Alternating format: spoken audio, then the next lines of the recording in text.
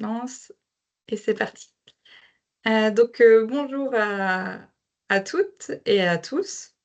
Nous sommes, ici, aujourd'hui pour échanger autour de mettre à jour son CV pour reprendre confiance en ses compétences et c'est un format petit déj QVT. Alors pour mémoire, qu'est-ce que c'est? Les petits déj QVT, ce sont des temps d'échange et d'apport sur toute thématique qui vont toucher à la qualité de vie et aux conditions de travail.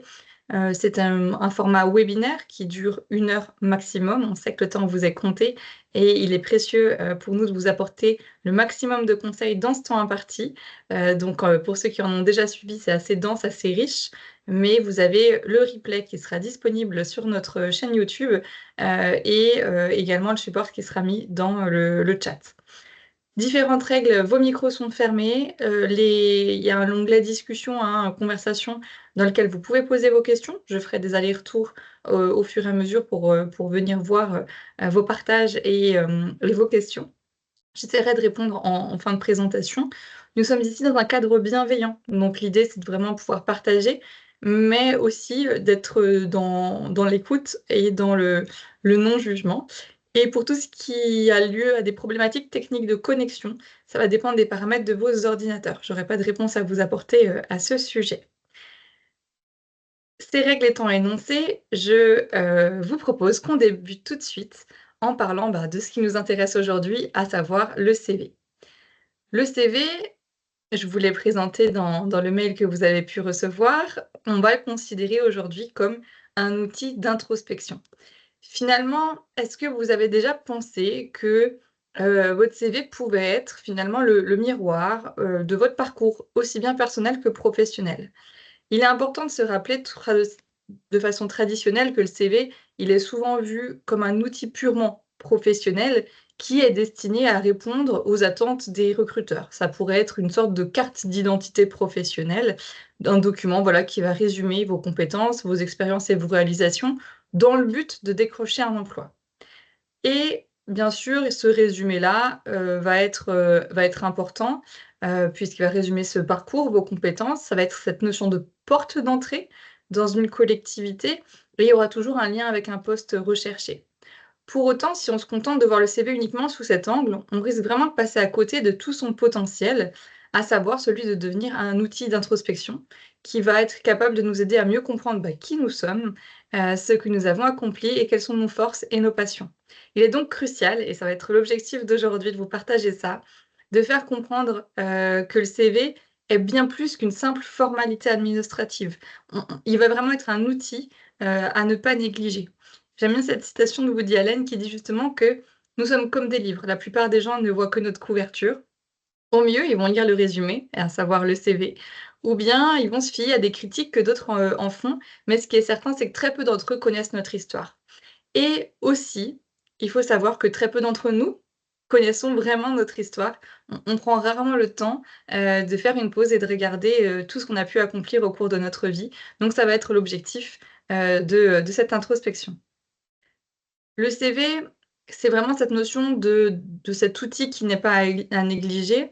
Ça va nous permettre dans le processus de création, hein, au-delà de l'outil en lui-même, la création du CV va représenter une occasion unique de faire finalement ce retour sur soi-même, de rassembler les expériences, les compétences à travers un processus de rédaction, qui va justement inciter à prendre du recul sur son parcours.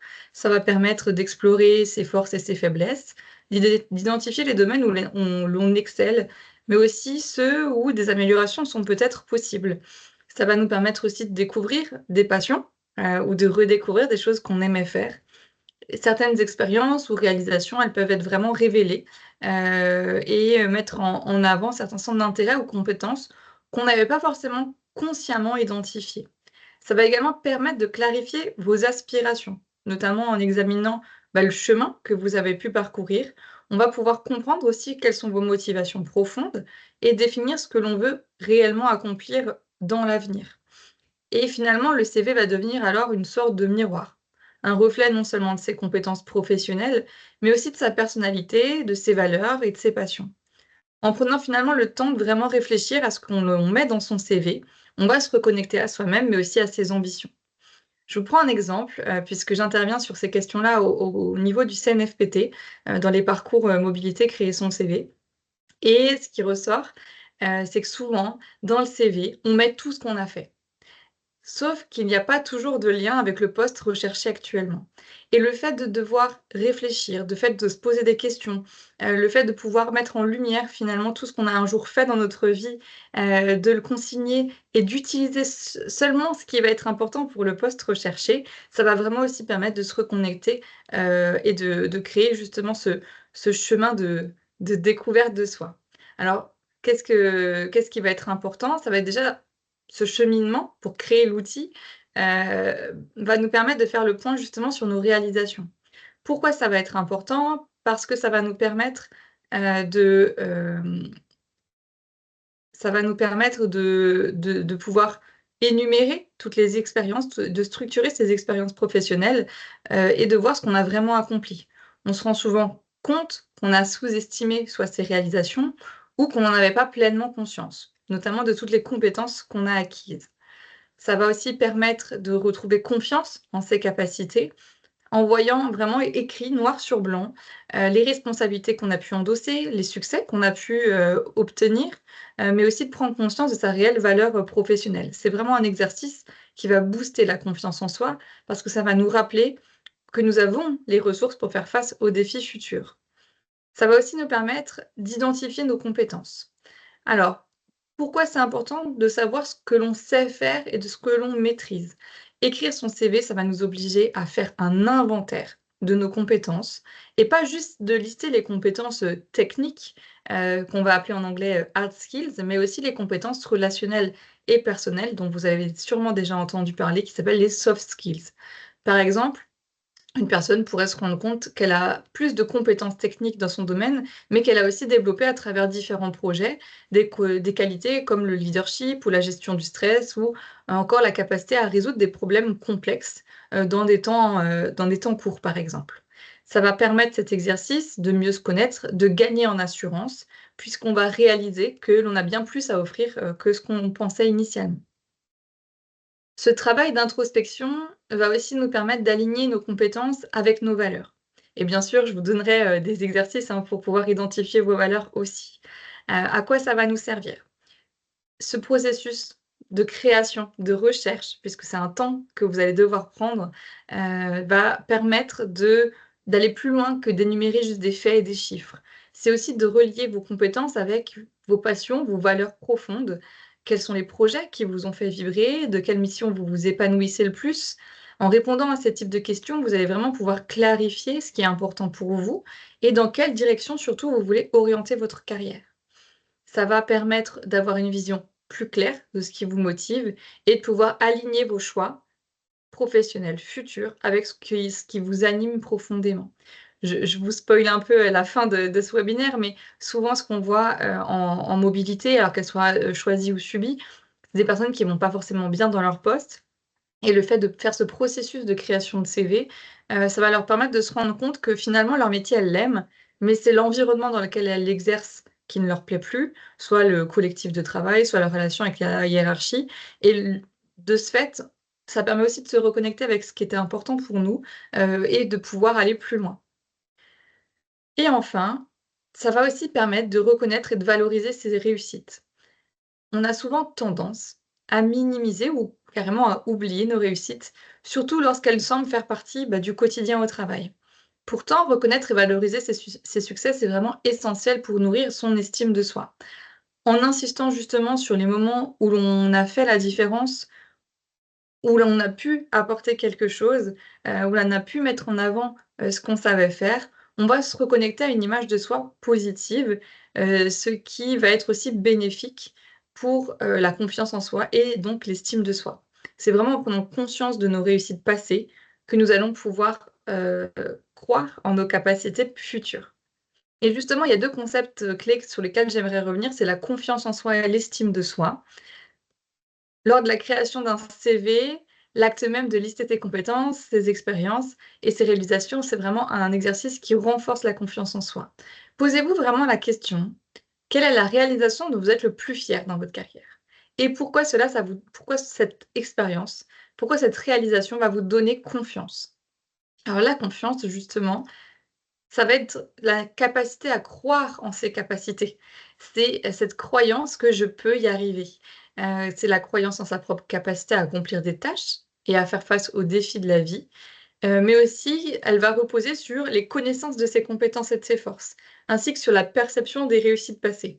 Donc si vous ne faites pas ce travail d'introspection pour connaître vos compétences, pour connaître vos forces, et si vous vous posez pas la question de ce que vous avez su accomplir, durant votre vie, que ce soit tant dans le côté, professionnel que, extra-professionnel, vous risquez d'avoir une faible confiance en vous-même. Donc l'importance, cette notion de création de processus va vraiment, permettre de vous poser les bonnes questions pour rebooster votre confiance en vous-même. Le CV, ça va vraiment avoir cette vue d'ensemble de tout. Ça va faire une sorte de prise de hauteur, de prise de recul, et de pouvoir aussi constater vos progrès, ce qui est aussi, voilà, un excellent moyen de pouvoir renforcer, votre perception de vos capacités. Et ça, c'est vraiment quelque chose qui va être essentiel, pour pouvoir voir que vous savez faire beaucoup plus de choses, que ce que, vous ne pensiez de prime abord. C'est vraiment important, vraiment, hein, de faire cette activité-là, puisque ça va immédiatement avoir un effet de vous dire: «Oh purée, c'est vrai, je sais faire ça». Les personnes qui sont connectées avec vous, qui ont peut-être déjà fait l'exercice, je ne sais pas si j'ai des collègues à moi que j'ai pu accompagner dans l'exercice qui sont présents, mais c'est de se dire: «OK, en fait, je sais faire des choses, je il y a plein de choses qui me plaisent, je me rendais pas compte que, j'étais en capacité de faire tout ça». Donc ça, c'est vraiment quelque chose qui est important, c'est ce qu'on appelle la confiance en soi. Vous avez un autre concept qui s'appelle l'estime de soi. L'estime de soi, c'est la valorisation de soi-même. C'est la manière dont on se valorise et on se respecte. Ça va être une évaluation personnelle de sa valeur en tant qu'individu qui va reposer sur la reconnaissance de ses qualités, mais aussi de son unicité, à savoir je suis unique et je suis en capacité de. La difficulté avec l'estime de soi, c'est qu'elle va se jouer dans la comparaison à autrui. Par exemple, si vous avez réussi mieux que vos collègues, alors vous aurez une très bonne estime de vous-même. Par contre, si vous avez le même résultat, mais que vos collègues ont fait mieux, alors vous aurez une faible estime de vous-même à résultat égal. Donc c'est pour ça que c'est important d'avoir toujours les 2, la confiance en soi et l'estime de soi et de les travailler de façon conjointe. Et le CV, justement, la création, le CV, ça va être vraiment cet outil de mise en valeur de soi-même. Ça va nous permettre de structurer, les réalisations qu'on a faites et de les valoriser. On va développer cette estime de soi plus solide. Ça va, revenir à reconnaître les efforts que l'on a faits, les obstacles qu'on a su surmonter, les succès qu'on a pu obtenir. Et le CV, quand il est bien réfléchi, et c'est là que ça va être important, on ne met pas n'importe quoi dessus et on ne le fait pas comme ça d'un coup directement sur un document type. Je vais vous expliquer toute la logique et tout le processus pour créer votre CV. C'est vraiment quelque chose qui va être important, ça va revenir à se positionner comme une personne de valeur qui va avoir des compétences à offrir. Ça va vraiment nous permettre aussi de mieux identifier vos valeurs personnelles et ce qui va être important pour vous, dans votre parcours, professionnel. La confiance et l'estime de soi, elles sont vraiment importantes et essentielles dans le monde du travail, pour notamment prendre des décisions. Justement, si on a une bonne confiance en soi, on sera plus à l'aise pour prendre des décisions importantes et pour assumer nos responsabilités. Les entretiens d'embauche. En entretien, avoir confiance en ses compétences permet de mieux se vendre et d'adopter une posture plus assurée, mais aussi, d'avoir une croissance de carrière.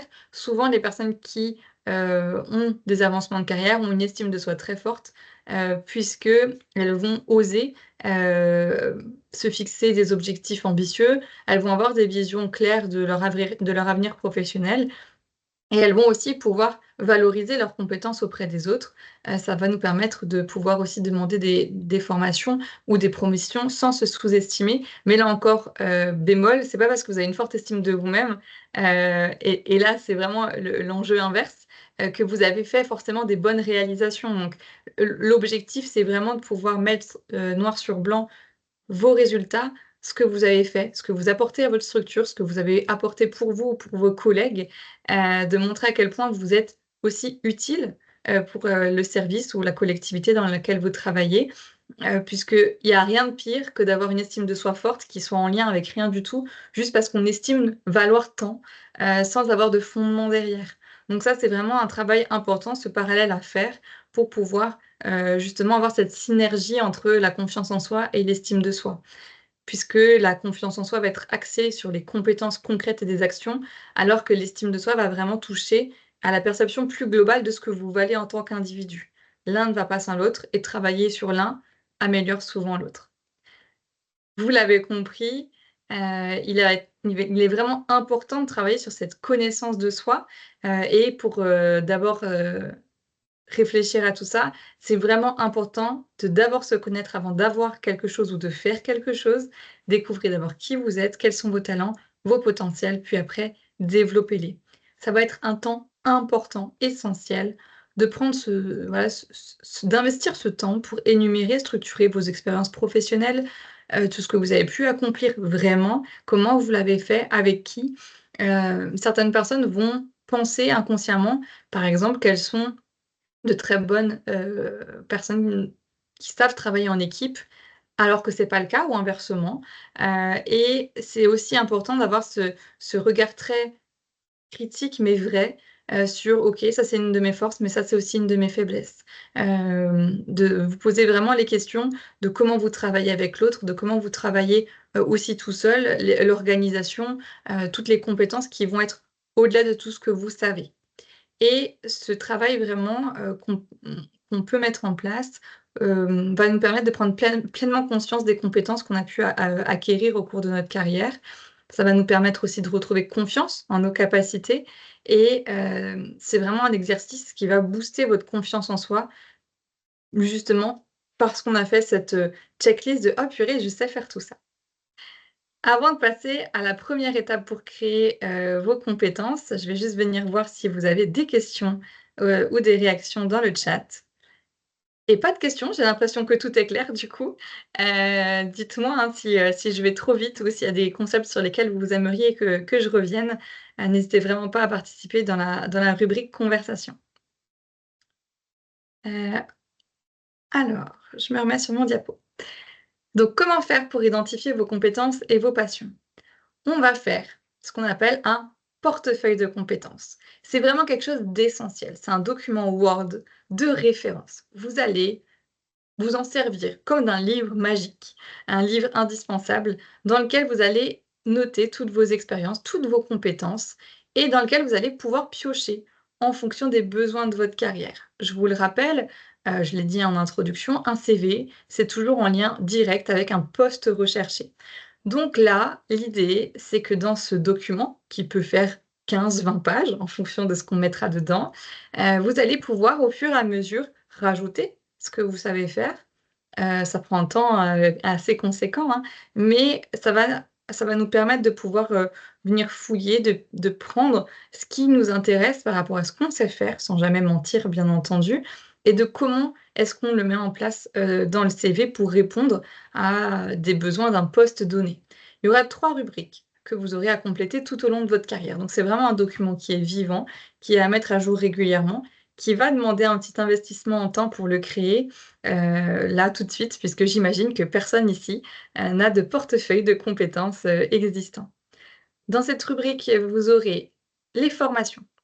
On va revenir sur les formations initiales notamment, avec toujours écrit, l'année, le nom du diplôme, l'organisme de formation et surtout quelles sont les compétences que vous avez pu développer. Je vous ai mis un exemple.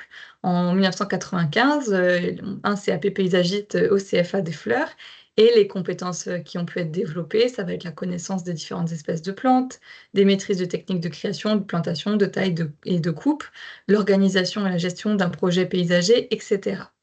Vous allez écrire dans ces formations initiales tout ce que vous avez pu apprendre à un moment donné. C'est vraiment important de tout noter, comme ça, quand vous allez créer votre CV, vous n'aurez pas à réfléchir, vous n'aurez pas à vous replonger dans: «Attends, c'est en quelle année que j'ai fait ça déjà et c'était où?»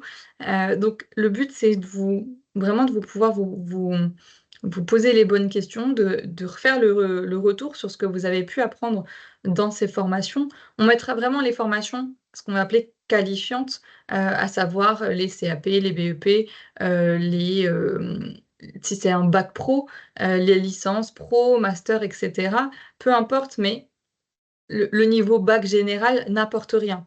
Donc si vous n'avez pas fait d'autres études, marquez-le, parce que c'est important de montrer, ce que vous avez fait dans votre CV. Pour autant, il n'y a pas de compétences spécifiques développées, donc ça va être un peu plus compliqué de pouvoir le faire. Ensuite, dans les formations continues, vous allez avoir, les thématiques, le nom des formations que vous avez pu faire, avec justement l'organisme de formation où vous avez pu, les animer. Par exemple, vous allez travailler sur la communication, hem, voilà, la grande thématique, hein, parce que avec le CNFPT, on peut faire beaucoup de formations. Vous allez pouvoir mettre dedans mieux communiquer, s'affirmer dans les relations professionnelles, animer une réunion et de dire que vous l'avez fait au CNFPT.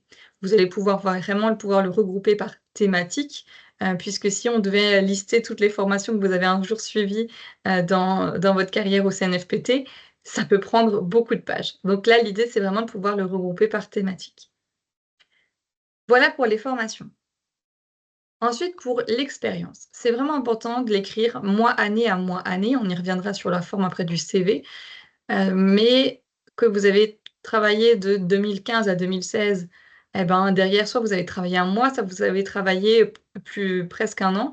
Si vous avez travaillé du, 1er janvier, enfin de janvier 2014 à décembre 2015, vous avez fait 2 ans, mais si vous avez travaillé de décembre 2014 à janvier 2015, vous n'avez fait qu'un mois. Et donc là, ça va vraiment jouer, donc c'est vraiment important de pouvoir mettre le mois pour qu'on puisse comprendre combien de temps vous avez fait, le nom de votre poste et le nom de votre collectivité ou de votre entreprise. Dedans, vous allez lister les activités de travail que vous avez pu faire, les responsabilités que vous avez eues. Ça peut être un budget à gérer, ça peut être des personnes à encadrer, ça peut être justement des projets bien spécifiques aussi que vous avez eu, à gérer. Vous allez vous poser des questions de: «Quelles ont été mes réussites? Quelles ont été mes fiertés dans ce travail-là? Qu'est-ce que j'ai su mettre en place? Quelles sont les compétences et les qualités que j'ai acquises ou qui étaient nécessaires pour tenir ce poste? Quels étaient les moyens que j'avais à ma disposition? Quelles sont les difficultés aussi que j'ai rencontrées, dans le cadre de ce travail? Le lien que j'ai pu avoir avec les collègues, les services, les partenaires, pour justement voir avec qui vous avez pu travailler et pourquoi vous avez changé de poste. C'est pas un document qui sera transmis à des employeurs, c'est un document pour vous. Vraiment pour que vous puissiez aussi vous préparer aux entretiens d'embauche, parce que c'est une des questions qu'on va vous poser, pourquoi est-ce que vous avez changé de poste? C'est important de pouvoir avoir votre vraie réponse et aussi surtout comment la transformer, pour que ça passe, en entretien. Je prends un exemple, vous aviez, je sais pas, des difficultés avec votre manager qui avait un management un peu trop autoritaire, où, vous vous retrouviez plus forcément avec ce qu'on vous demandait de faire. On le sait, c'est pas bien vu pendant les entretiens de critiquer l'ancien employeur, donc on pourrait plutôt dire, que vos valeurs n'étaient plus en accord avec, ce qu'on vous demandait de faire dans votre quotidien et de pouvoir mettre en avant ce que sont vos valeurs. Ça va être vraiment quelque chose d'important. Mais pour pouvoir faire ce travail-là, il faut vraiment pouvoir savoir pourquoi vous avez changé de poste. Donc vous détaillez tout ça. Je sais que c'est compliqué de vous dire: «Bah, tiens, quelles sont les compétences, quelles sont les qualités acquises ou nécessaires?» Et donc, pour chaque activité de travail, vous pouvez faire ce qu'on appelle une mind map. Alors ça prend un peu de temps, mais je vous donne un exemple, tout de suite. Par exemple, pour l'activité faire des meringues. Et bah, pour savoir faire des meringues ou pour faire des meringues, je vais avoir besoin de plusieurs choses. Je vais déjà avoir besoin de savoir lire, puisqu'il va falloir que je lise la recette. Ou, si je ne sais pas lire, de connaître la recette qu'on m'aurait apprise. Donc, de retenir un certain nombre de choses. Je vais devoir respecter les règles, suivre les étapes. Je vais devoir savoir monter des blancs en neige. Je vais devoir savoir comment on utilise un four. Et je vais aussi savoir vérifier un thermostat, comment le régler, etc. Il y a plein d'autres compétences, choses à savoir ou à savoir faire pour faire des meringues. Je vous ai juste mis un exemple, juste de petites choses qui peuvent nous venir en tête quand on cherche à identifier des compétences. Donc vous prenez chaque activité, et vous allez essayer de trouver autour tout ce qu'il y a à faire. Si, l'activité c'est, créer, les cartes d'identité, vous allez essayer de trouver autour tout ce qu'il va y avoir à faire. C'est pareil si, vous êtes en train de faire la gestion de formation des collègues ou de faire la paye, essayez de voir tout ce qu'il y a autour. Qu'est-ce que vous devez savoir? Qu'est-ce que vous devez savoir faire? Et qu'est-ce que vous devez savoir être? En général, sur des postes, alors je ne sais pas s'il y a des RH parmi nous, mais par exemple la confidentialité, enfin vraiment cette déontologie de pas aller, fouiller, des choses et raconter la carrière des autres à vos collègues, c'est une compétence indispensable, on est tous d'accord là-dessus, mais c'est quand même quelque chose d'important et certaines personnes ne sont pas en capacité de le faire. Il y a ce besoin toujours de ragoter, bah, clairement, vous êtes pas fait pour être sur des postes RH ou de gestion, de quoi que ce soit. Mais posez-vous vraiment la question et c'est là qu'on va voir si vous êtes raccord avec vos valeurs, avec votre mode de fonctionnement et le poste recherché. Donc vraiment, même si c'est quelque chose qui vous semble logique, à savoir, bah, respecter la confidentialité, et bien, si vous le faites, marquez-le quand même comme une compétence parce que ça deviendra un savoir-être, qui pourra être valorisé en disant: «Bah, justement dans mon poste, de RH, il est essentiel, de faire preuve de confidentialité. C'est quelque chose que, je m'évertue à faire, dans chacun de mes accompagnements, peu importe qui me pose des questions». Donc ça, c'est vraiment quelque chose que vous allez pouvoir valoriser par la suite. Marquez vraiment tout ça et pour vous aider à trouver les bons verbes, vous avez dans le PowerPoint justement, des verbes d'action. Donc des fois, on a toujours les mêmes mots qui viennent, alors que vous pourriez l'approfondir, vous pourriez aller plus loin et donc là, par exemple, dans décider, bah, vous pouvez avoir d'autres mots comme déterminer, éliminer, fixer, juger, opter, régler, résoudre et cetera et cetera. L'idée, c'est vraiment d'aller au plus près de ce que vous pourriez dire ou ce que vous pourriez avoir comme compétence. Je vous donne un exemple de comment ça peut se présenter, dans le portefeuille de compétences. Alors je suis pas allée j'aurais pu aller plus loin dans le détail, hein, mais ça ne tenait pas dans le diapo, mais c'est pour vous montrer jusqu'à quel niveau de précision vous devez aller. Par exemple, moi, j'ai travaillé de janvier 2015 à février 2016, dans une entreprise en tant que chargée de mission RH qualité de vie au travail. Et les activités que j'ai pu faire, c'était de faire de la prévention des risques. J'ai suivi et fait de l'aide au déploiement des actions de prévention des risques psychosociaux. J'ai déployé un outil informatique pour suivre le déploiement des actions.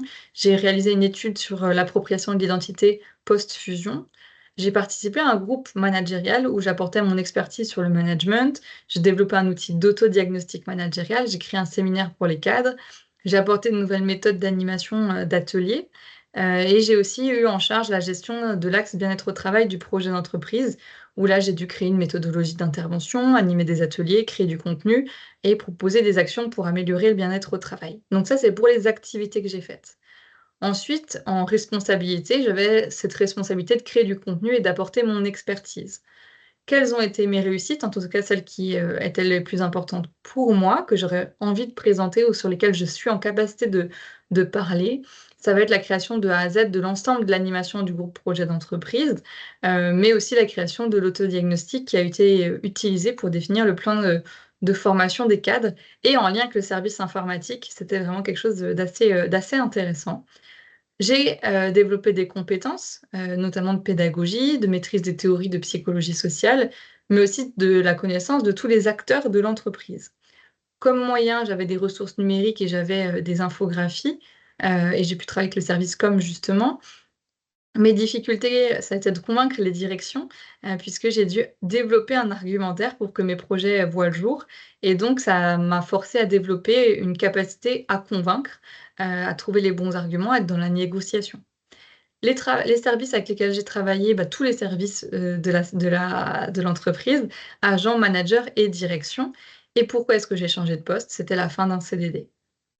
Donc ça, c'est vraiment quelque chose qui va être important, que vous puissiez pour chaque activité, même si c'est en interne et que vous changez de poste en interne, ça deviendra une nouvelle un nouveau métier et donc un nouveau détail. Ce qu'il ne faut pas négliger, ça va être la rubrique des centres d'intérêt. Les centres d'intérêt, ça va être important de les noter. Par exemple, je fais de la danse classique, ça me demande une rigueur, une maîtrise de moi-même, une détermination, mais aussi la reconnaissance de la beauté du geste. Je pourrais aller plus loin et trouver d'autres choses, hein, mais d'essayer que pour chacun de vos centres d'intérêt, que ce soit du sport, que ce soit, je sais pas, du tricot, de la couture, des balades en forêt, enfin, peu importe ce que c'est, Trouvez toujours quelles sont les forces, quelles sont les compétences, que vous développez en faisant ça. Si c'est des balades en forêt, si vous en faites régulièrement, hein, pas une fois tous les 10 ans, est-ce que c'est parce que ça vous aide à ralentir, ça vous aide à prendre du recul sur les situations, à trouver de nouvelles idées par, ce qu'ils appellent la marche méditative et cetera. Il y a plein de choses, pour chaque activité où on va développer des forces, on s'en rend pas forcément compte. Si vous jouez de la musique, ça peut développer votre dextérité, ça peut développer aussi, votre détermination et cetera et cetera. C'est vraiment important de pouvoir aligner vos compétences et vos passions pour vous sentir épanoui dans votre carrière, d'avoir cet équilibre entre les 2 et surtout, souvent, on s'en rend pas compte, mais les passions vont nourrir, justement toute la carrière. Une fois que vous avez fait ces exercices, on en est déjà à plusieurs heures de travail, hein. Je vous le dis d'emblée parce que ça prend du temps. Vous reprenez toutes les compétences que vous aviez listées dans, chacune des expériences et dans vos centres d'intérêt et vous les listez dans cette rubrique compétences. Par exemple, maîtrise des règles RH du statut, des techniques d'entretien d'espaces verts, maîtrise des techniques et de méthodes de gestion, zéro phyto, la connaissance de la fonction publique, la maîtrise des règles budgétaires, la maîtrise des techniques de communication, l'accueil du public et cetera et cetera. Vous listez tout, ça devient une sorte de liste de courses dans laquelle vous allez pouvoir piocher après, pour pouvoir faire votre CV. Une fois que c'est fait, on va aussi se poser la question, hem, pour mieux vous connaître vraiment, de quelles sont, vos forces. Qu'est-ce que je fais bien? Qu'est-ce qui, va être utile? Qu'est-ce qui va, m'être vraiment va me pousser à l'action. Le SWOT, c'est une méthode en gestion de projet où on va s'intéresser à 4 niveaux, et ça, c'est vraiment quelque chose, d'essentiel. C'est qu'est-ce que je fais bien? Qu'est-ce que je suis sûre de bien faire? Comment je peux l'illustrer? Par exemple, un gestionnaire de projet pourrait avoir des forces justement en organisation. Quelles sont les faiblesses? Qu'est-ce que je peux améliorer? Sur quoi je vais pouvoir travailler, pour mieux gérer? Par exemple, si on garde, le gestionnaire de projet, il est peut-être très bon en organisation, mais il a peut-être des faiblesses en communication. Il est peut-être pas en capacité de travailler en équipe alors qu'il devrait le faire, puisque en mode projet, on travaille souvent avec d'autres personnes, et on doit être, voilà, leader dans son domaine particulier, mais c'est pas toujours facile de pouvoir le faire. Quelles seront nos opportunités? Quelles compétences pourraient m'ouvrir de nouvelles portes? Des opportunités, par exemple, dans la gestion d'équipe, si on garde l'exemple du gestionnaire de projet, bah, tiens, j'ai su gérer un projet, hem, si je développais un peu plus cette gestion d'équipe, je pourrais peut-être être sur un poste d'encadrement. Et enfin, quelles sont les menaces? Quels obstacles, je peux rencontrer, qui vont m'être difficiles dans mon travail à venir dans les temps futurs? Ça pourrait être, par exemple, toutes les menaces liées, bah, aux nouvelles technologies. Je sais qu'il y a des nouveaux outils qui existent. On en parle beaucoup aussi de l'intelligence artificielle, comment ça s'inscrit dans tout ça et l'idée, c'est vraiment de pouvoir identifier, là, tout de suite, maintenant, quelles sont une de vos forces, une de vos faiblesses? Heu, En général, on en a assez vite conscience, puisqu'on sait les choses sur lesquelles on est moins bon, et on sait aussi au moins une force, qui peut être, utile, que vous pouvez avoir. Donc là, on sera vraiment sur un niveau, de compétences identifiées, des choses à améliorer. C'est vraiment important de savoir ce sur quoi vous devez, progresser et quelles sont les compétences aussi, qui pourraient vous ouvrir d'autres univers professionnels. Ensuite, pour identifier vos forces de caractère. Qu'est-ce que c'est les forces de caractère? En psychologie positive, c'est vraiment une branche, hein, de la psychologie où il y a énormément de recherches en ce moment qui vont se focaliser sur qu'est-ce qui va bien chez vous et comment utiliser ces forces, pour aller mieux. On n'est pas, dans vous avez des forces, vous avez des faiblesses. Là, on est vraiment dans qu'est-ce qui va déjà bien chez vous et comment le valoriser, le nourrir pour, aller encore mieux. Je vous ai mis le test, donc via caractère, je vous ai mis le lien du site. Faites ce test. Alors, pensez bien à cocher tous les trucs pour le mettre en français parce que sinon vous l'aurez en anglais. Hem Ce test va vous permettre d'identifier vos forces de caractère et les recherches en psychologie positive prouvent que plus on est heureux, enfin, on est plus heureux quand on vit de manière cohérente avec nos forces et nos valeurs et qu'on va utiliser ce qu'on sait déjà faire pour réussir dans notre vie.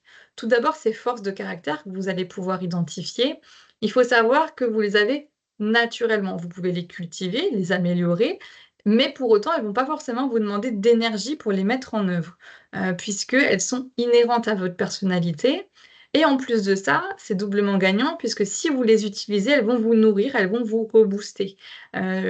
Et par contre, si on ne les utilise pas au quotidien, soit dans la vie professionnelle, soit extra-professionnelle, ça va pouvoir être difficile.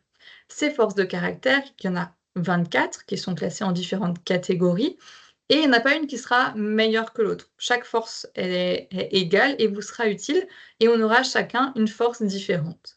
Ce qui va être important, c'est de vous focaliser, sur les 5 premières qui sortiront de votre liste et ces valeurs-là, vous allez pouvoir vous y appuyer en toutes circonstances, ces forces, puisque, elles sont vraiment des sources d'énergie, importantes pour vous. Je vous donne un exemple des forces. Vraiment, on identifie les 5 premières, là, c'est les miennes, qui sont sorties du questionnaire. Et donc vous voyez, il y en a pas une qui est c'est comment ça s'exprime chez moi? Qu'est-ce qui va être important? Ben moi, ce qui va être important pour moi et ce que je vais essayer du coup de faire au quotidien, c'est la créativité, l'originalité, de penser à de nouvelles manières de faire, de proposer de nouvelles choses, de jamais se contenter, d'une façon conventionnelle si je peux faire autrement. En 2, ça sera la curiosité et l'intérêt que j'accorde au monde, où je vais toujours aller chercher, comprendre d'autres choses, aller, voilà, lire de nouvelles choses, écouter de nouvelles choses, de pouvoir découvrir. En 3, ça sera l'intelligence sociale, ça va être cette capacité à être consciente du sentiment des autres et ce qui va me les motiver, comment je peux m'insérer dans différents cadres sociaux, comment je vais pouvoir mettre à l'aise aussi les autres. En 4, c'est la capacité à diriger, donc le leadership et c'est cette notion où je vais pouvoir encourager un groupe à faire ce qu'il a à faire, maintenir de l'harmonie au sein du groupe et faire en sorte que tout le monde se sente, accompagné et en 5, ça sera la gentillesse et la générosité, et c'est quelque chose qui va être nécessaire pour moi d'être, disponible, alors peut-être parfois trop, mais d'être toujours disponible pour accompagner les gens, même quand je les connais pas bien. Ces 5 forces, elles s'exercent, pardon, chez moi. Et c'est important de vous poser la question de à quel point vous les utilisez. Est-ce que je les utilise souvent? Comment je les utilise? Est-ce que je les utilise trop? Et du coup, j'aimerais en faire un peu moins. Et donc comment je peux les mettre en place? Quelles sont les activités dans ma vie, aussi bien professionnelle que personnelle, où chacune s'exerce, où je vais pouvoir les utiliser et les valoriser? Ces 5 valeurs, ces 5 forces de caractère sont vraiment finalement, pour ceux qui me connaissent, alignés chez moi, puisque dans mon travail en tant que psychologue du travail et conseillère en organisation, je les exerce presque toutes les 5. Pour autant, je peux des fois aller dans ma vie privée sur d'autres activités. Par exemple, dans le bénévolat, je vais faire de la gestion de la communication d'une association, je vais être vraiment dans la créativité, l'ingéniosité, puisque je vais proposer du contenu. Le fait que je m'investisse dans du bénévolat, ça va jouer aussi avec la gentillesse. Donc l'idée, c'est vraiment de pouvoir essayer de voir chez vous, après avoir fait ce test, comment ça se met en place? Qu'est-ce que vous avez déjà? Et comment vous pouvez le développer si vous l'avez pas assez dans votre travail? Ça va vous permettre aussi de vous re-questionner sur comment vous faites votre travail, mais aussi dans votre vie personnelle. Ce qui va être aussi important en psychologie positive, c'est d'identifier vos activités bonheur. La vie professionnelle et personnelle va être ponctuée par tout un tas d'actions, d'événements qui nous font nous sentir bien, qui nous font nous sentir fiers, des activités où on va être plus ou moins pleinement engagé. Il y aura 3 types d'activités à identifier. Les activités qui vont vous procurer des émotions agréables. Par exemple, ce qui vous fait du bien là tout de suite et qui ne demande pas forcément d'effort. Ah tiens, vous aimez le chocolat, vous mangez un carreau de chocolat, ça me fait du bien. OK. Ça, c'est des activités où vous avez une émotion agréable. Vous allez lire un livre ou et cetera. Ensuite, les activités qui vont vous procurer une sensation de flow. Le flow, ça va être, ce sentiment de concentration énergique où vous êtes pleinement impliqué. Vous avez un plaisir à les réaliser. Par exemple, vous êtes en train de faire un dossier qui vous plaît, vous êtes chargé de mission sur quelque chose, vous faites un accompagnement, vous suivez un petit déj et vous vous dites: «Quoi? Il est déjà 9h41?» Peu importe ce que c'est, mais ça va être ce sentiment, on est pleinement concentré, où on a de l'énergie qui est donnée et on va se sentir vraiment impliqué. Vous vous occupez de vos abeilles et vous voyez pas le temps passer, de votre potager, peu importe ce que c'est, il faut les noter. C'est des activités où justement vous allez vous sentir fier, bien, où vous allez produire quelque chose, vous êtes engagé dans ça. Et enfin, et ça c'est important, ça va être aussi les activités dans lesquelles vous vous engagez et où vous vous sentez utile. Il arrive que nos activités de flow, vraiment le côté, le flux, on est dedans, on se rend pas compte que le temps passe. Une fois que vous les avez finis, je sais pas si vous c'était jouer de la musique, pendant 2 heures, vous vous êtes pas rendu compte, mais ça vous a fait un bien fou. Vous vous rendez compte qu'il y avait peut-être pas forcément d'utilité ou de sens, où vous étiez pas engagé pour quelque chose. Beh, là, c'est de trouver des activités où vous allez vous sentir utile. Souvent, c'est ce qu'on va retrouver dans la fonction publique. «Ah bah tiens, j'ai pu accompagner un usager sur tel et tel dossier, je me suis sentie utile». Ces activités qui font du sens, hein, des meaningful en anglais, c'est vraiment je donne du sens à quelque chose, il y en a. Elles sont vraiment essentielles pour savoir, qui on est et ce qu'on veut. Et enfin, vous notez vos activités de l'ensemble des éléments dans votre vie dont vous êtes fier. Par exemple, vous faites ce tableau, je vous ai mis un petit exemple, hein, les fiertés que vous avez, pourquoi vous en êtes fier? Bah, tiens, vous avez réussi un concours, vous avez peut-être, pu montrer vos capacités à comprendre l'environnement et vos compétences en prise de parole, puisque vous avez réussi l'entretien. Vous êtes fier d'avoir créé un potager. Pourquoi? Bah, parce que vous avez appris de nouvelles choses, vous avez appris les connaissances des plantes et de leurs besoins, vous avez pris du temps pour faire pousser les choses soi-même. Vous avez peut-être du coup appris la patience, parce que, on peut pas aller plus vite que la musique. Quand on a un potager, on fait avec la nature et ce qu'elle nous donne. Et moi, j'ai mis un autre exemple, j'accompagne, des étudiants dans leur, professionnalisation. Pourquoi j'en suis fière? Parce que j'ai le sentiment que mon aide a été utile et que les étudiants sont plus sereins et aujourd'hui, ils ont tous un travail, donc je suis assez fière d'eux.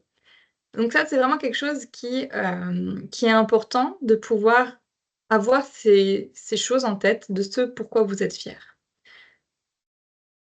Finalement, tout ça, c'est important et ça va dans le lien avec cette importance de faire ce bilan personnel, professionnel, pour comprendre ce qui va compter vraiment pour vous. Non seulement en termes de valeurs, mais aussi, non seulement en termes de compétences, mais aussi en termes de valeurs et de vous poser cette question: «Là, aujourd'hui, quelles sont les expériences professionnelles ou personnelles qui m'ont appris quelque chose d'important?» Alors moi, j'ai des personnes, hein, que j'accompagne en reconversion dans les formations qui vont me dire: «Ah bah, moi, j'ai eu une maladie grave et ça m'a permis de voir les choses autrement. J'ai pu remettre en perspective des choses sur lesquelles j'ai accordé une importance qui finalement n'en est pas du tout. J'ai appris à prendre du recul, ça m'a fait voir, aussi mes collègues peut-être autrement. J'ai su que le travail n'était pas tout». Toutes ces petites phrases aussi où des fois des expériences de la vie difficiles nous font voir les choses autrement et nous montre ce qui est important pour nous. Ce qui est important pour moi ne sera pas forcément quelque chose d'important pour le voisin et ça, c'est aussi quelque chose d'important, d'essentiel à comprendre, c'est que c'est pas parce que c'est important pour vous et évident pour vous que ça l'est pour votre chef ou pour votre collègue. Ça va être aussi important de partager vos évidences. Ce qui va être nécessaire aussi, c'est de comprendre que vos valeurs, c'est vraiment quelque chose, d'important pour vous et de vous poser la question de: «Quelles sont mes valeurs?» Quelles sont celles qui sont essentielles pour moi, que je ne sur lesquelles je ne veux pas, lâcher? Hem Et là, je vous ai mis le lien vers un test, donc c'est un questionnaire des valeurs, hein, qui permet de sortir une sorte de roue comme ça, où vous allez avoir les valeurs qui sont, les plus importantes pour vous. Alors elles seront encore plus détaillées, hein, là je vous ai juste mis la roue, mais vous aurez à chaque fois des choses qui seront expliquées et donc vous allez avoir, des choses, voilà, qui sont essentielles sur lesquelles vous allez pas lâcher. C'est-à-dire que des fois on est mal dans son poste, on ne sait pas forcément pourquoi, beh, des fois, il suffit de montrer que c'est parce qu'on n'est plus aligné avec nos valeurs et ça, c'est vraiment quelque chose d'essentiel. Il est 45, je vais voir, je vais voir si vous avez des questions Et toujours pas, OK. Bon, ben, j'imagine que c'est clair. Comme dit, hein, tous les outils, vous les retrouverez, dans le PowerPoint et les liens également et la matrice, enfin la trame du, portefeuille de compétences format Word, vous l'aurez, aussi dans le dossier. Ensuite, comment créer son CV? Très concrètement, une fois que vous avez fait ce gros travail d'introspection, qui vous a pris plusieurs jours, de réflexion, de mise à plat, hem, comment créer son CV? Il y a vraiment des règles à respecter. Un poste égale un CV. Une offre d'emploi égale un CV. Vous aurez autant de CV adaptés que d'offres d'emploi auxquelles vous postulez. Vous pouvez faire des CV types avec des mots-clés qui reviennent, mais c'est important que le CV soit personnalisé en fonction de ce qui est demandé dans le poste. Un exemple type, j'avais un policier, qui voulait postuler sur un poste de médiateur numérique dans le cadre d'une reconversion et il avait envoyé en interne son CV de policier. Ça n'allait pas. Pourquoi? Parce que le titre de son CV, c'était celui de son poste actuel, à savoir policier. Donc ça, c'est non. On met dans le fond, hein, et le titre doit vraiment être en lien avec le poste recherché. Dans le descriptif, il y avait beaucoup trop de texte, c'était pas forcément clair et pas forcément en lien avec le poste. Donc là, c'est toujours un texte court, clair, en lien avec le poste, où on utilise des mots-clés puisque, aujourd'hui alors dans les petites collectivités, on ne le fait pas, mais dans les entreprises, dans certaines grosses collectivités, ils utilisent, alors l'ATS, Applicant Tracking System, qui va être un système de recherche de mots-clés, pour passer un filtrage en fait. Quand on reçoit 600 CV d'un coup pour un même poste, il y a des logiciels qui existent qui vont faire un tri, d'où la nécessité d'avoir justement des bons mots-clés. On utilise des verbes d'action et à chaque fois qu'on met une compétence dans la rubrique compétences, il doit y avoir l'expérience en face pour, montrer que, bah, oui, oui, bien sûr, il a cette compétence, il l'a gérée dans cette entreprise, par exemple. Donc ça, c'est vraiment quelque chose qui est essentiel, de pouvoir, creuser, de pouvoir aller plus loin, de vous poser la bonne question et vraiment, ce policier, on a refait son CV. En fait, on s'est rendu compte, il y avait rien qui avait en lien avec le numérique. Il postulait sur un poste de médiateur numérique. Parce que pour lui, il était en capacité de le faire, mais son CV ne le montrait pas. Eh ben, on a compris, on a trouvé en faisant tout le portefeuille de compétences que, dans le cadre de son travail de policier, c'est lui qui était le référent informatique du service. C'est lui qui réglait les problématiques, c'est lui, qui gérait les mises à jour et cetera de tous les logiciels, qui accueillait les nouveaux, qui leur montrait comment fonctionnait le poste et cetera. Donc il avait non seulement des compétences en informatique, mais déjà aussi en accompagnement de prise en main de l'ordinateur, puisqu'il accompagnait les nouveaux. Et sur son temps personnel, il faisait déjà finalement le poste de médiateur numérique, puisqu'il accompagnait toutes les personnes âgées de son quartier, dans, l'utilisation de leur ordinateur, dans, les commandes, administratives, puisque toutes les démarches aujourd'hui se font, en ligne, que vous vouliez refaire votre carte grise, faire une pré-demande de carte d'identité et cetera. Tout presque aujourd'hui passe par internet et donc il faisait déjà ça, sauf que ça n'apparaissait pas puisque pour lui, l'extra-professionnel n'avait rien à faire dans le CV. On a tout construit et finalement il a été reçu pour un poste de médiateur puisqu'ils en ouvraient des nouveaux dans la collectivité, et que son CV collait avec ce qu'on attendait puisqu'il avait les compétences, mais il se rendait pas compte et il les avait pas valorisées.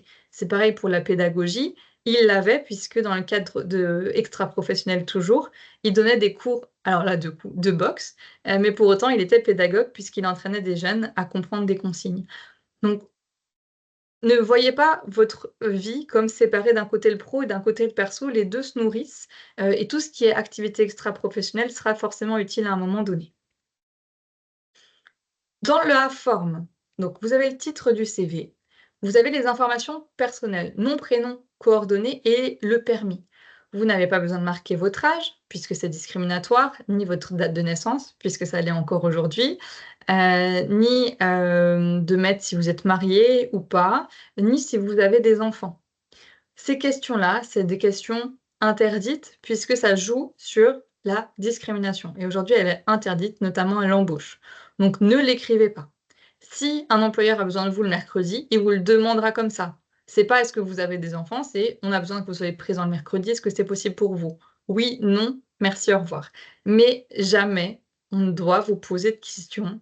Est-ce que vous avez des enfants? Est-ce qu'ils sont autonomes? Est-ce que vous comptez avoir des enfants? Donc ça sert à rien de les mettre sur le CV puisque ça sera forcément, discriminatoire. Vous avez une rubrique expérience, donc je vous le rappelle, hein, mois, un mois, alors avec année, avec le poste, le nom de l'entreprise, donc tout ça, vous l'avez déjà écrit dans votre portefeuille de compétences, vous n'avez plus qu'à copier-coller. Par exemple, moi, de janvier 2015 à janvier 2016, j'ai été chargée de mission RH à la CARSAT Alsace-Moselle et en dessous, vous détaillez les activités, hein, les grandes qui sont importantes. Pour le poste recherché, ne mettez pas toutes les activités que vous avez fait dans votre travail, puisqu'il y en a beaucoup trop. Prenez et piochez les activités de chaque poste qui seront importantes pour le nouveau poste. Vous aurez une rubrique compétences, la rubrique formation et la rubrique centre d'intérêt. En termes de couleurs, c'est 2 à 3 maximum. Si vous voulez mettre des choses en lumière, mettez, du gras, pour pas qu'il y ait trop, de couleurs et qu'on se perde sur la forme. Il y a des erreurs à éviter. Tout ce qui va être erreur de vocabulaire ou d'orthographe, votre adresse mail, par pitié, si vous avez une adresse où il y a écrit, BG du 68 ou je sais pas quoi, ça existe, on en rigole, mais ça existe. Changez-la et faites-vous une adresse professionnelle. Il y a plein de moteurs, aujourd'hui, qui existent, qui proposent des adresses gratuites. Vraiment, faites-vous une adresse, prénom.nom arobase, nanana.com ou .fr, peu importe. Mais c'est vraiment important que vous ayez une adresse où on puisse vous identifier tout de suite dans le nom de l'adresse. Donc épicurien de je sais pas quoi, tout ça, ne le mettez pas. Ça vous décrédibilise directement. Et si vous avez une adresse familiale, c'est pareil. Famille, machin, ne le faites pas non plus, puisqu'on ne sait pas si vous allez bien recevoir le mail ou pas et ça crée une sensation de manque d'autonomie de la personne puisqu'elle est rattachée à un foyer et non pas à elle-même. On évitera aussi d'embellir ses compétences. Si vous savez que vous avez des difficultés à travailler avec vos collègues, ne mettez pas que vous savez travailler en collectif, parce que ça va très vite se vérifier quand vous serez sur place. Donc plus vous allez embellir vos compétences, plus aussi on va vous attendre à l'arrivée. Donc ne mettez pas des choses que vous ne maîtrisez pas. Concernant la photo, vous avez le droit ou pas d'en mettre. Ça, c'est vraiment à vous de décider. Si jamais vous choisissez de mettre une photo, soyez, voilà, professionnel et souriant. Hem et surtout, on bannit les selfies, les bouches en cul de poule, la photo avec quelqu'un, qu'on a découpé et où vous voyez un bras sur votre CV. Vraiment, c'est des choses qu'il faut pas mettre parce que ça donne pas du tout un côté professionnel. Vous avez le droit de ne pas en mettre, puisque toutes les études en testing, prouvent, que l'apparence physique aura forcément un impact sur la représentation qu'on va avoir de vous. Par exemple, si vous êtes une femme et que vous êtes très féminine, sur un poste masculin, à savoir un poste de direction, heu, on inconsciemment, il va y avoir le côté: «Elle est trop féminine pour être professionnelle sur ce poste-là». Ou «Ah bah tiens, ça va lui jouer des tours» et cetera. Donc c'est des choses inconscientes qui se passent. On en parlera si, ça vous intéresse sur les biais cognitifs, mais tout ça, c'est vraiment des choses à pas mettre. Je vous ai mis un petit exemple, ça c'est mon CV, alors il est un peu chargé, j'en suis bien consciente, mais c'était pour vous montrer tout ce qu'on peut mettre dessus. Vous avez toutes les rubriques, les compétences, l'expérience pro, les formations, je les ai mises ici, et les centres d'intérêt. J'ai pas tout détaillé parce que c'était pas forcément important, mais ça vous permet de voir, les différentes rubriques et les couleurs qu'on peut mettre dessus. Ce qui va être essentiel aussi, c'est de faire le point sur votre situation actuelle. Une fois que vous avez fait votre portefeuille de compétences, que vous avez mis à jour votre CV, vous pouvez aussi faire une petite flèche de temps où vous allez pouvoir retracer votre parcours. Là, en violet, je vous ai mis les formations qui étaient importantes pour moi et les différents postes ou réussites professionnelles, que j'ai pu avoir, qui me permettent aussi de faire finalement sur une page, sur une flèche, une petite rétrospective, de tout ce que j'ai pu, accomplir ou là où j'ai pu travailler. Mais surtout, ce qui va être essentiel, c'est de vous poser vraiment la question. Si vous vous sentez mal aujourd'hui au travail, et c'est peut-être le cas, de vous dire que est-ce que vous êtes à la bonne place? Ce n'est pas parce que vous savez vous adapter quelque part que vous êtes à la bonne place. J'aime beaucoup cette image de l'optimisme pro qui nous montre que des fois on sait s'adapter à un contexte, à une organisation, mais c'est pas pour autant qu'on va être bien dedans. il y a peut-être des choses qui nous posent problème dans l'organisation, dans le collectif, dans même les activités qu'on peut vous confier. Et donc pour ça, je vais vous proposer de faire un tableau, voilà, en 2 pages, hein, enfin en 2 colonnes. Dans la première colonne, vous allez lister toutes les choses qui vous plaisent dans votre poste actuel. Et dans la deuxième, vous listez tout ce qui ne vous plaît pas ou ne plaît plus dans votre poste actuel. Par exemple, moi, ce qui me plaît, c'est les échanges avec mes collègues, l'autonomie, les missions variées, le sentiment d'être utile. Par contre, des choses qui, voilà, qui me plaisent pas, c'est, bah, la lourdeur de l'administration. Bah, dans mon poste, voilà, je serai conseillère en orga et c'est mon métier. Mais voilà, évoluer sur autre chose, peut-être pas forcément. Et parfois, voilà, le contact avec les usagers. Alors j'ai peu d'usagers, hein, mais des relations qui peuvent pas toujours être simples puisqu'on m'appelle quand il y a des incendies dans les collectivités, plutôt que faire de la prévention. Et donc ça peut être un peu lourd parfois. Ensuite, donc vous listez tout, hein. Vous faites vraiment le temps, vous mettez 20 minutes, vous marquez tout ce qu'il y a, tout ce qui vous plaît, tout ce qui vous plaît plus. Une fois que c'est fait, sélectionnez les 3 choses qui sont les plus importantes pour vous dans chaque colonne. Si vous avez plus de choses qui vous plaisent que de choses qui ne vous plaisent pas ou plus, ben, peut-être qu'il faut juste travailler sur les choses qui ne vous plaisent plus pour aller mieux et être bien dans votre poste. Par contre, si c'est l'inverse et que vous vous rendez compte qu'il y a peu de choses qui vous plaisent actuellement dans votre poste et qu'il y a plein de choses qui ne vous plaisent pas ou plaisent plus, il y a peut-être cette nécessité de vous poser la question de, «Est-ce que je suis alignée avec mes valeurs? Est-ce qu'il y a des choses que j'aimerais mettre, plus en lumière? Est-ce que c'est qu'en lien avec le travail ou est-ce que c'est ma vie personnelle aussi, qui est un peu chamboulée en ce moment, où j'ai pas ce que j'attends, de ma vie personnelle et donc j'impacte tout ça dans le travail? Comment est-ce que vous vous situez, par rapport à ça? Donc vous entourer vraiment, c'est quelque chose d'important. En résumé, le processus de création du CV va permettre donc de construire et de restaurer votre confiance en vous-même, car ça va vous pousser à prendre conscience de vos compétences, de vos forces, de vos réussites aussi, et justement, c'est quelque chose qui est important. Ça va vous permettre de vous rendre compte de votre parcours. Beaucoup de personnes avancent dans leur carrière sans prendre le temps finalement de regarder en arrière. La rédaction du CV va vous obliger à retracer ce chemin, à reconnaître vos efforts fournis et justement pouvoir essayer de créer une cohérence dans votre parcours.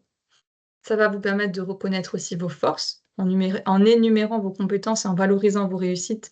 Vous allez mettre en lumière des forces qui jusque-là pouvaient être invisibles, même pour soi. Ça va vous permettre aussi de prendre conscience de, vos faiblesses et de les accepter. Et oui, on n'est pas des êtres parfaits, on ne peut pas l'être puisque, par définition, en tant qu'être humain, on est en construction et c'est important de pouvoir identifier les domaines dans lesquels on pourrait s'améliorer. Ça ne doit pas être vu comme une faiblesse, mais plutôt comme une opportunité de croissance et de développement personnel. En reconnaissant nos limites, on devient aussi plus confiant face aux défis, à venir. Et enfin, ça va permettre de se projeter avec confiance. Une fois qu'on a rédigé le CV, on a une vision plus claire de ses compétences, de ses atouts, et ça va nous permettre de se projeter avec plus de confiance dans la suite du parcours professionnel. Si vous voulez aller plus loin, je vous ai mis des liens vers des livres qui seront assez intéressants, mais aussi vers le site Canva qui est très simple de prise en main et qui vous propose plusieurs modèles de CV que vous pouvez, adapter. Vous pouvez bouger les rubriques, et compléter en direct. C'est un logiciel où vous tapez CV, il y a plein de modèles, et vous pouvez choisir celui qui vous convient. Je vous remercie pour votre attention. Il est 9h59. Je vais vous rejoindre et voir s'il y a des questions. Je vais vous mettre aussi le lien, dans le chat, vers le dossier cloud, qui vous permettra de pouvoir, récupérer le PowerPoint. La visio sera mise sur notre site, donc sur notre compte Insta, n'importe quoi, notre compte YouTube, pour justement, vous permettre de revoir, les petits déj. Il y en a plein d'autres, hein, qui sont déjà disponibles, voilà, je reste à votre disposition si vous avez des questions.